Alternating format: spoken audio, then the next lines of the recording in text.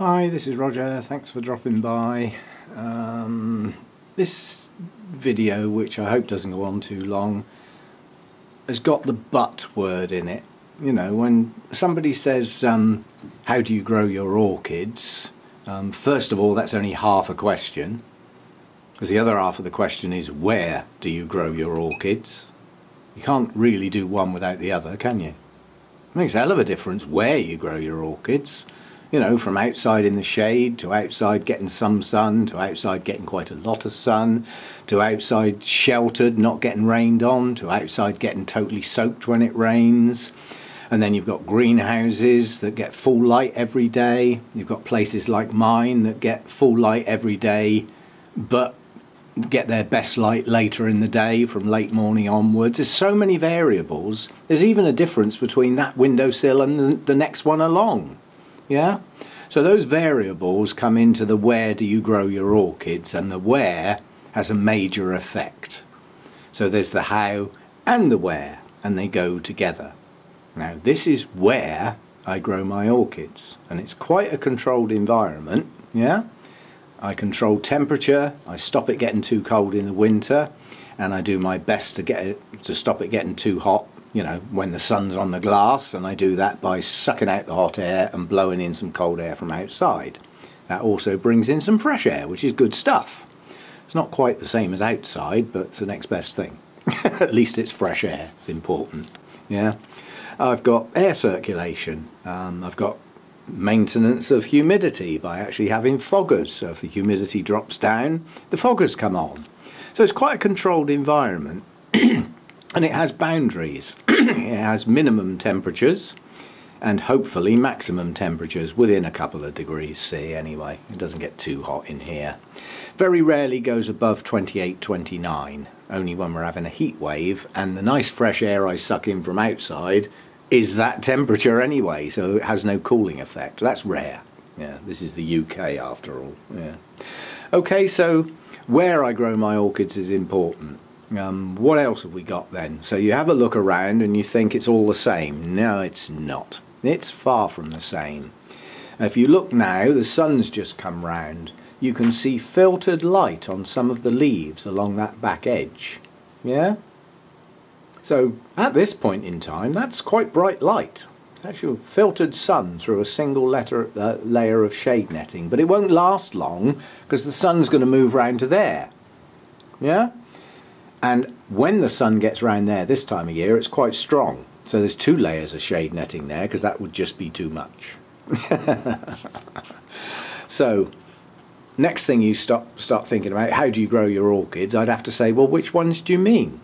Because I've got lots of different sorts. Well, not everybody has, but I have. So I'd have to say, well, which ones do you mean? Because they're different. They might be in the same place, but they're not really. Some get more light, some get less light. Some are a bit warmer because they're higher up. Yeah, some are cooler because they're down near my inlet fan where the cooler air comes in. So even in here there's different environments. There's shadier areas, brighter areas, warmer areas, cooler areas. Not huge differences, but they're enough to make a difference to whether a plant makes it or not. Especially when you get into the realms of the Maxillaria and Restrepias, which really do not like the summer in here. It's too hot for them. And the only reason I get away with it is the high humidity. Right, why do I think the buts are important? It's because they're the exceptions to the rule. I can't tell you which ones are the exceptions because we're down at individual plant level, but I can give you some flipping good examples. This is a high shelf, and it's also close to the glass. Who lives up here then? It's Cattleyas, yay! You have a quick look round in culture for Cattleyas. Oh, they need good light, yeah? And they don't like getting cold in the main. Don't forget, in the main we're also talking about hybrids here. There's a whole new subject, difference between hybrids and species. But okay, so that's where my Cattleyas live. Wrong. That's where that one used to live. That's my Ivanagara apple blossom, and it got singed. The 2 leaves closest to the glass got burnt. Yeah? The next pair of leaves didn't suffer quite so bad, but got a little singed. So it got moved. It got moved away from the glass and behind other plants. So it gets much more filtering with the light that it gets now. and hopefully its next new growth will be happy. Yeah? What else have we got? Butts. Right, let's have a look at dendrobiums, because I've got a lot. Now, some dendrobiums are continuous growers. So if somebody said, how do you look after your dendrobiums? I'd have to say, well, which ones do you mean? Not which one, which ones, because I've got enough that I can put them into sets. One set is my nobly hybrids. Yeah? Another set is my Latoria types. They don't get the same treatment as the nobly hybrids. And then we've got those that, so I'm trying not to move the camera too quick, I'm aware that's not good for some people. We've got some like this, yeah? That doesn't get treated anything like the other two, because that one, being a species, it's actually a primary cross, that's a species. That's Jenkinsii, that's Jenkinsii crossed with aggregatum, both of which, as species, need similar care, so I can treat them both the same. But that needed a bit of work to find that out, yeah? But if I treat this one the same way as I treat my Latorias, I'm going to have some lovely new growths, but I won't see any blooms.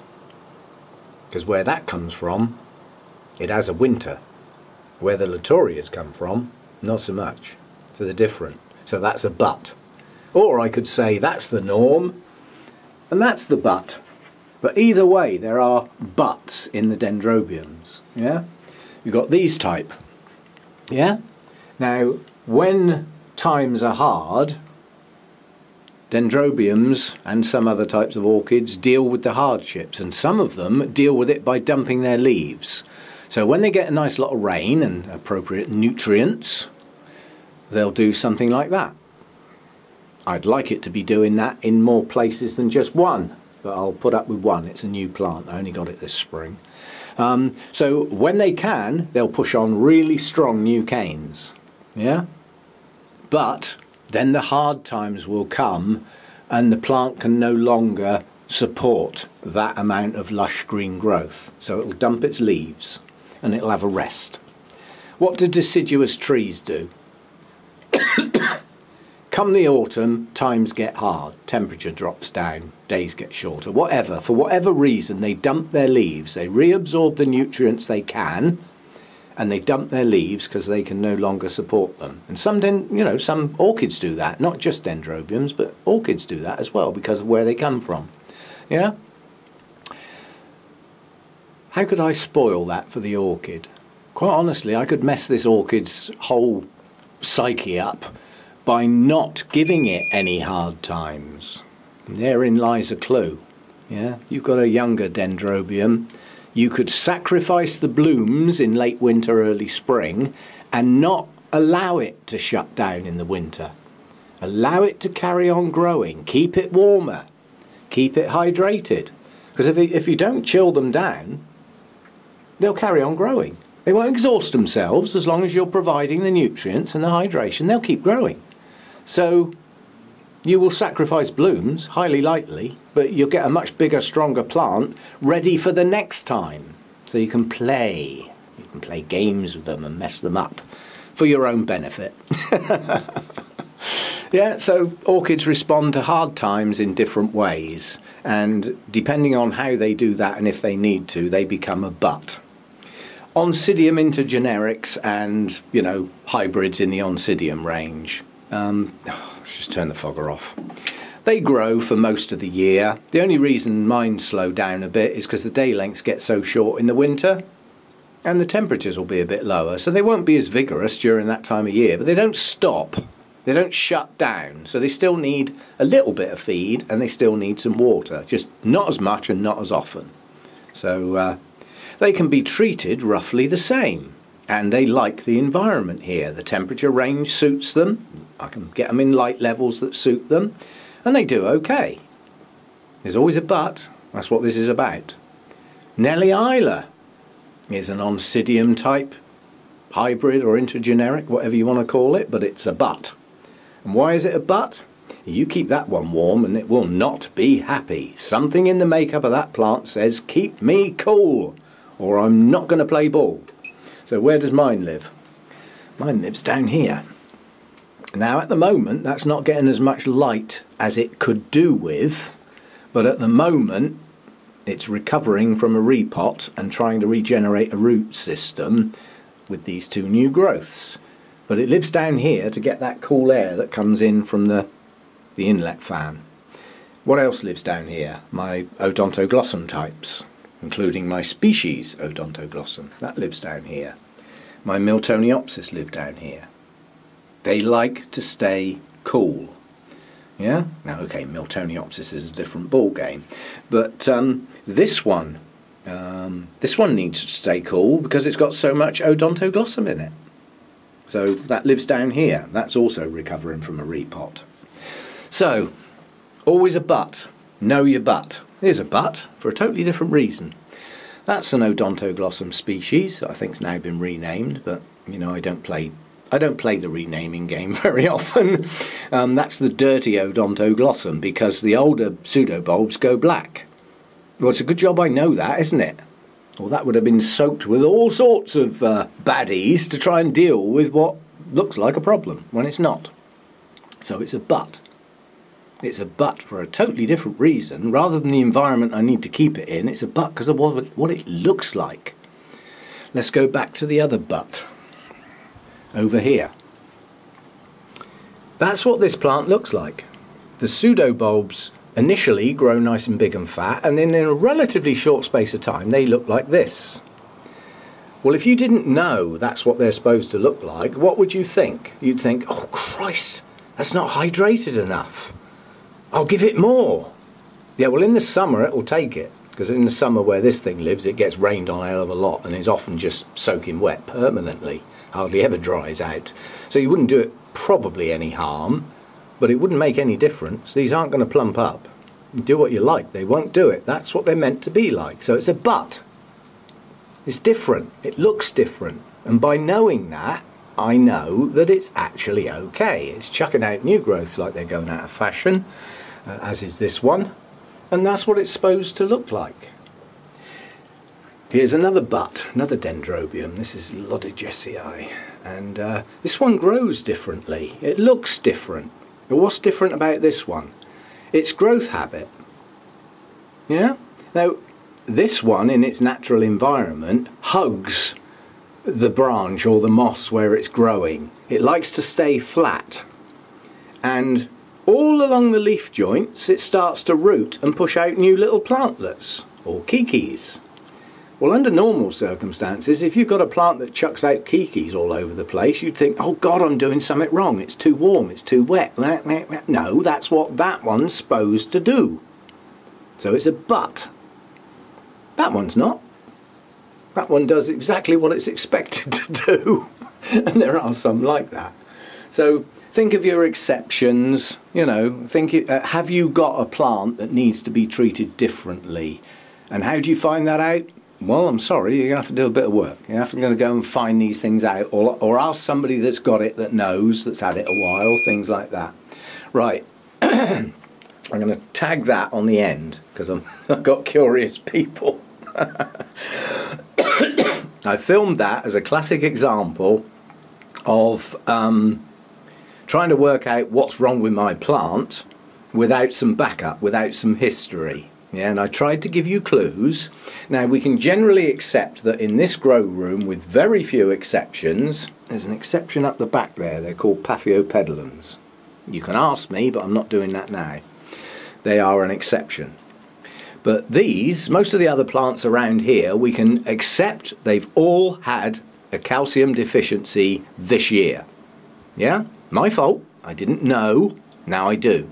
So we had a look at this plant, you know, on the grounds that if it had just arrived with Postman Pat and you got it like this, what would you think was wrong with this plant?